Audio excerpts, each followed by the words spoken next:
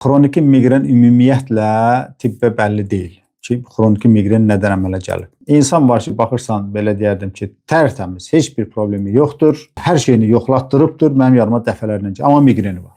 Ona görə miqren bəlli olmayan xəstəliklər sırasındadır, amma heç bir problem yoxdur. Yəni biz miqren xəstələrini tamamilə müalicə edirik, əlhəmdülillah. Pasiyentimizdə qan azlığı yoxdursa, başından 5 dənə, boyun kökündən 2 dənə hicam elətdirirsiniz. Bundan bir 10 gün sonra 6 ədəd zəli olmaqla, həftədə 6 ədəd zəli olmaqla ümumən bir 48 ədəd. Deməli, 2 dənə bir qulağın dalına, 2 dənə bir qulağın dalına, 2 dənə də boynu olmaq şərti ilə 48 dənə zəli qoydurursunuz. Və bir də deməli lavanda, biberiyə, melissa. Bu bitkilərin hərəsindən 200 qram alırsınız. 3 stəkan suyu hərəsindən 1 xörək qaşığı qarışdırırsınız, dəmləyirsiniz. Gündə 3 dəfə, yeməkdən yarım saat sonra bundan 1 stəkan içirsiniz. Yenə deyirəm, lavanda, melissa, biberiyə hərəsindən 200 qram. Vəssalam.